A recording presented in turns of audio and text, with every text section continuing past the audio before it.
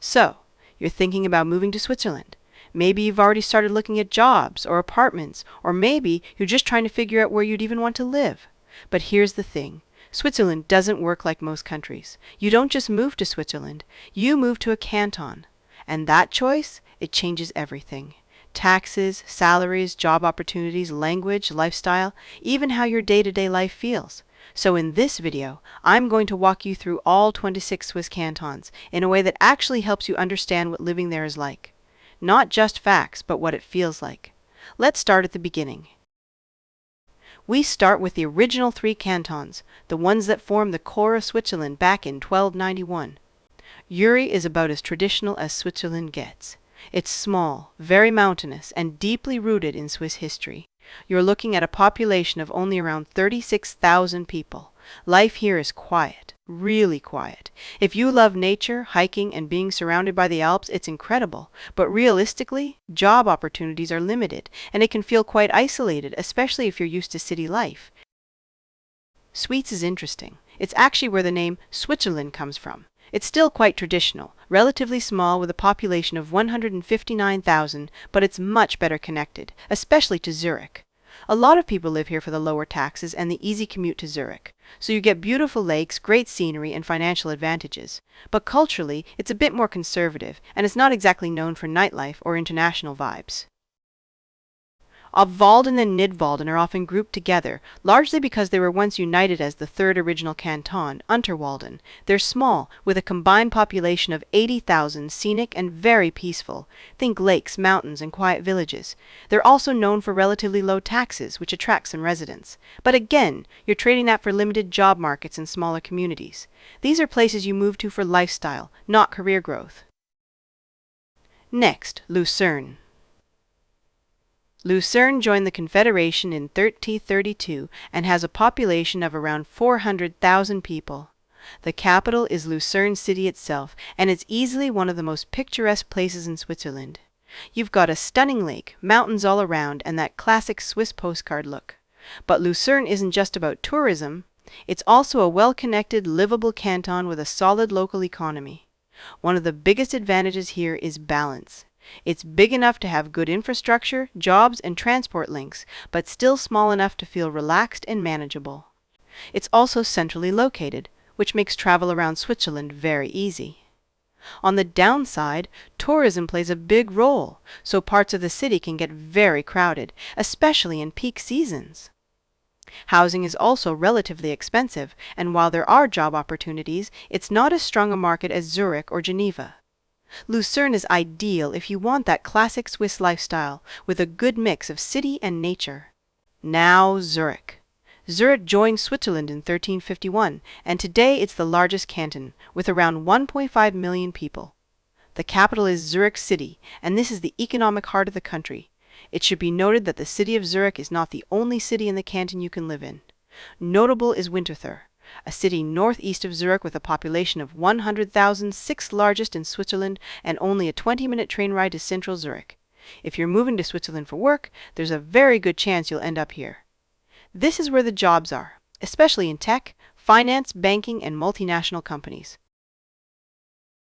It's also the most international canton in the German-speaking part of Switzerland, with a large expat community. Infrastructure is world-class. Public transport is excellent, and everything just works. But, and this is a big but, Zurich is expensive, very expensive. Housing is extremely competitive, and prices are among the highest in Europe. It's also faster paced than the rest of Switzerland, which can be a pro or a con depending on what you're looking for.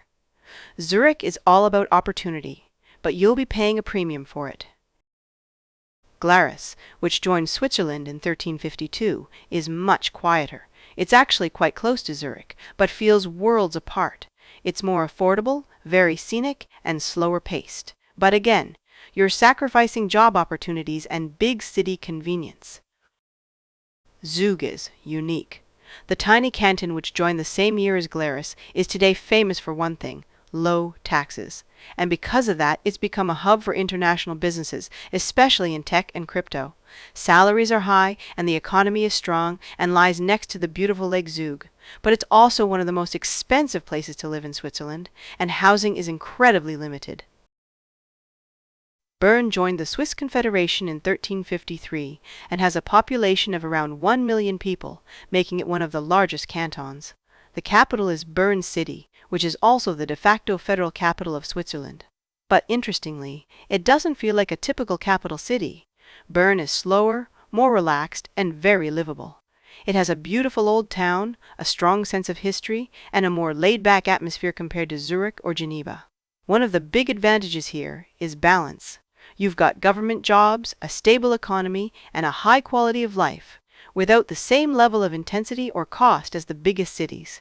But there are some trade-offs. Salaries tend to be lower than in Zurich, and the job market isn't as dynamic, especially for international roles. It's also quieter, so if you're looking for a fast-paced, highly international environment, it might feel a bit slow. Bern is perfect if you want stability, beauty, and a more relaxed pace of life in Switzerland.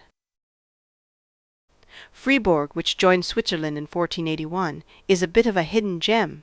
It's bilingual, French and German, which makes it really interesting culturally.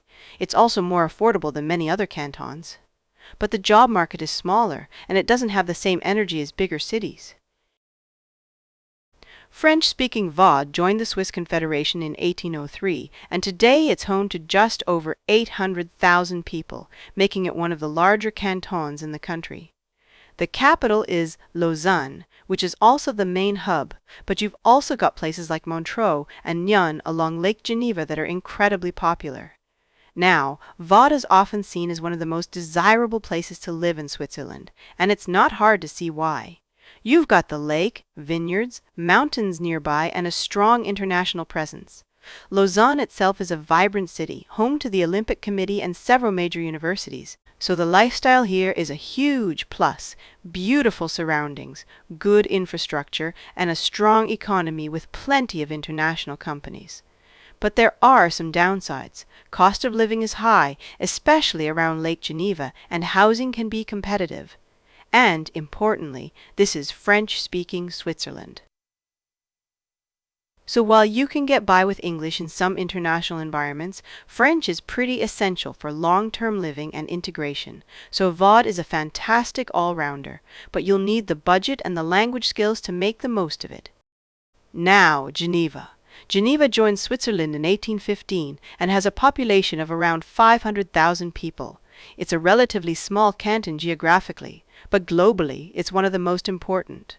The capital is Geneva City itself, and this is where you'll find organizations like the United Nations, the World Health Organization, and countless multinational companies. This is Switzerland's international capital, and that brings some major advantages. First, job opportunities, especially in international organizations, finance, and diplomacy. Second, English is widely spoken, much more so than in most other cantons. And third, salaries are generally very high. But Geneva comes with some serious challenges. It's one of the most expensive places in the world to live. Housing is notoriously difficult to find, and many people end up living across the border in France and commuting in.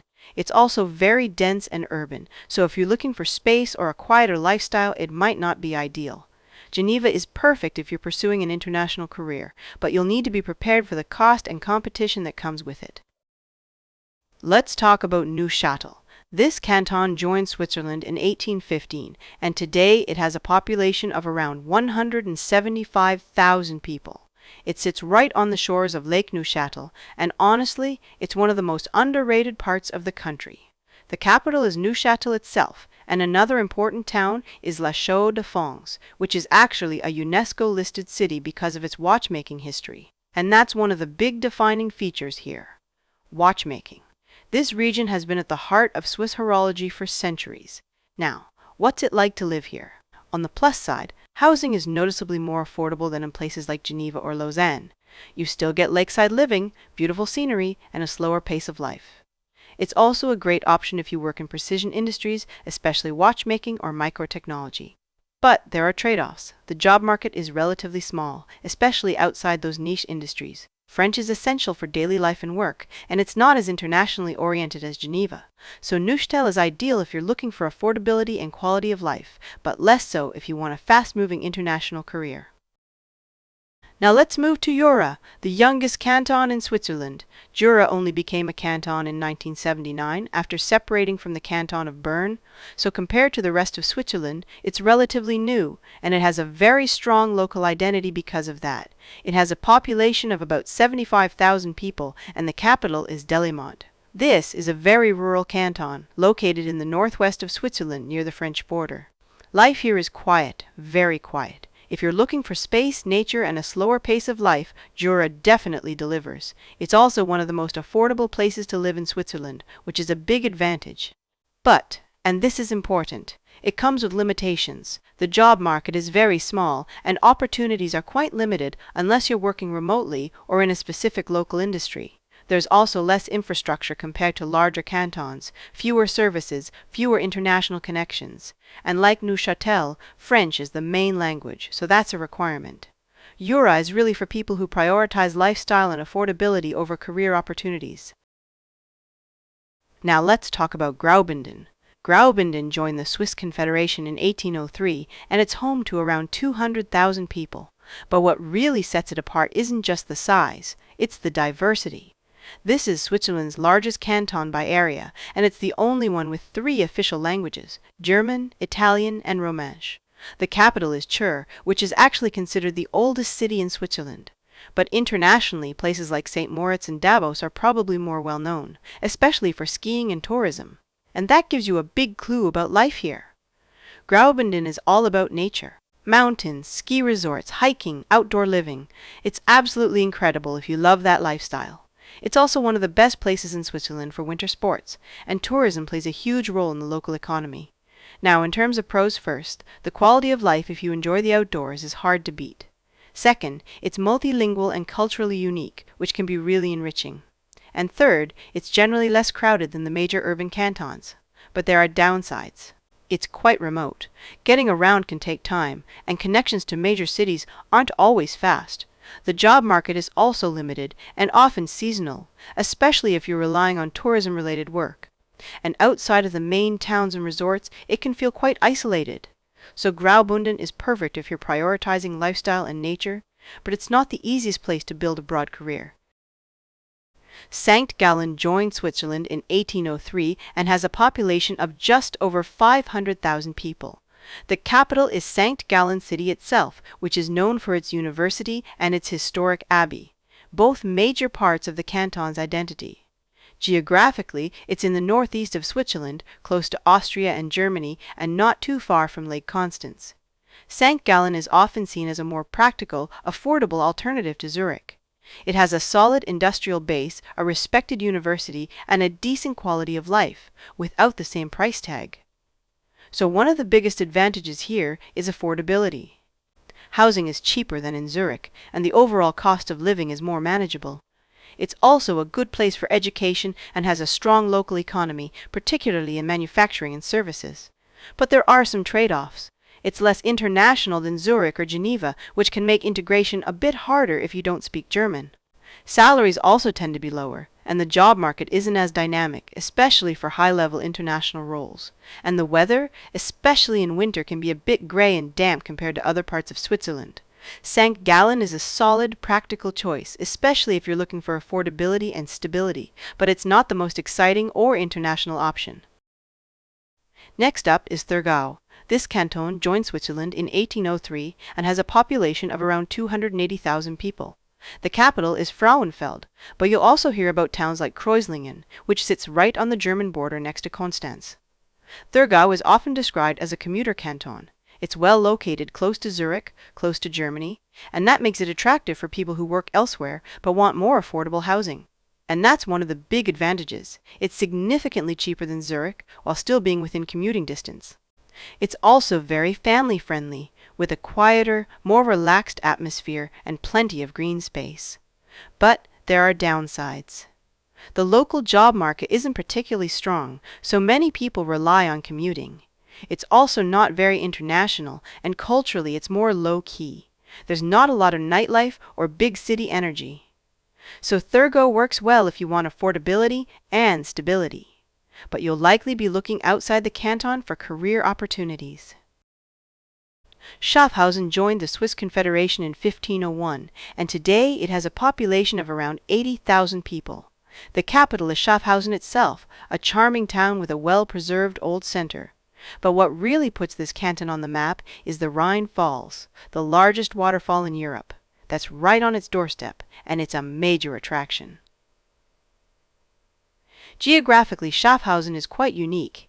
It's almost entirely surrounded by Germany, which gives it a slightly different feel compared to other Swiss cantons. One of the big advantages is affordability. It's generally cheaper than many other parts of Switzerland. It's also well connected to Germany, which can be useful depending on your situation. And it has a relaxed, small-town charm that a lot of people really like. But again, there are trade-offs. The job market is limited, and the canton itself is quite small. Many residents commute elsewhere for work. It's also relatively quiet, so if you're looking for a vibrant city lifestyle, this probably isn't the place. Schaffhausen is best suited for people who value calm, affordability, and proximity to nature, and don't mind a slower pace of life. Appenzell is split into two half-cantons, Appenzell Ausserrhoden and Appenzell Innerrhoden. These are some of the most traditional places in Switzerland. Very small populations, very strong cultural identity, beautiful, safe, and peaceful, but extremely limited in terms of jobs and modern infrastructure. Basel-Stadt joined the Swiss Confederation in 1501, and today it has a population of just under 200,000 people. The capital is Basel itself, and this is one of Switzerland's most important economic and cultural hubs. What makes Basel unique is its location. It sits right at the border with both Germany and France, and that gives it a very international, cross-border feel. It's especially known for its pharmaceutical industry. This is where companies like Novartis and Roche are based.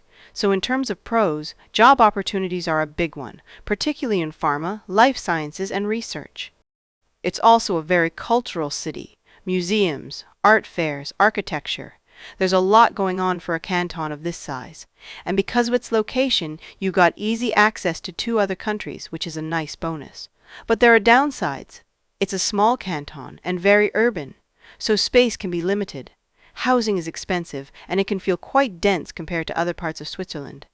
Basel-Stadt is ideal if you want an international city with strong career opportunities, but it comes with that compact urban lifestyle. Now, Basel-Landschaft. This canton split from Basel-Stadt in 1833, and today it has a population of just over 300,000 people. The capital is Liestal, but realistically, much of the canton revolves around Basel city next door. Basel-Landschaft is essentially the suburban counterpart to Basel-Stadt. So if you work in Basel but don't want to live in the city itself, this is where a lot of people end up. And that's one of the big advantages: more space, quieter living, and generally more affordable housing compared to Basel-Stadt. It's also very family-friendly, with good infrastructure and access to nature. But, of course, there are trade-offs. A lot of people here are commuters, so daily travel is part of life. It's also less vibrant. Fewer cultural activities, less nightlife, and less of that international city feel. And depending on where you live, you may need a car. So Basel-Landschaft is great for balance, especially if you want proximity to Basel without living right in it. Now let's look at Solothurn. Solothurn joined the Confederation in 1481 and has a population of around 270,000 people. The capital is Solothurn City, which is often considered one of the most beautiful Baroque towns in Switzerland.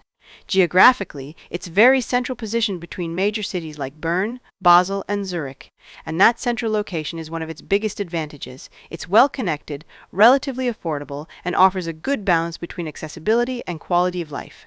It's also quieter and less crowded than the larger cantons, which many people appreciate. But again, there are trade-offs. The local job market isn't as strong as in the major economic hubs, so commuting is common. It's also not particularly international, and the overall pace of life is quite calm, maybe too calm for some. Solothurn is a great option if you want a central location and a more relaxed lifestyle, without the high costs of bigger cities. Aargau joined Switzerland in 1803 and has a population of around 730,000 people. The capital is Aarau, but the canton itself is quite spread out, with several important towns and cities. Aargau is often described as a commuter canton, and for good reason. It's strategically located between Zurich, Basel, and Bern, which makes it incredibly well connected. So a lot of people live here and travel to one of those cities for work. That leads to one of its biggest advantages: affordability. Housing is generally cheaper than in Zurich, and you still get excellent transport links. It's also very practical. Good infrastructure, good schools, and a solid quality of life. But it's not the most exciting place. Many of the towns are functional rather than vibrant, and culturally it doesn't have the same draw as places like Zurich or Basel. It's also heavily commuter-focused, which can shape the overall feel of the area. Aargau is ideal if you're looking for convenience, connectivity, and better value for money, but not necessarily a buzzing social scene. Finally, we get to Italian-speaking Switzerland. While parts of Graubünden speak Italian, Ticino is the only majority Italian-speaking canton and thus feels almost like a different country. Italian-speaking, warmer climate, palm trees, it's almost Mediterranean. It's relaxed, beautiful, and generally more affordable in terms of housing. But salaries are lower, and job opportunities can be more limited compared to the north. Well, Switzerland isn't one experience, it's 26 different ones. You've got global cities like Zurich and Geneva, balanced places like Bern and Luzern, and quiet, nature-focused cantons like Uri or Appenzell. And the truth is, your life here will depend far more on your canton than on Switzerland as a whole. So if you're planning a move, focus on where the jobs are, what language you're comfortable with, and the lifestyle you actually want. Because in Switzerland, the canton you choose changes everything.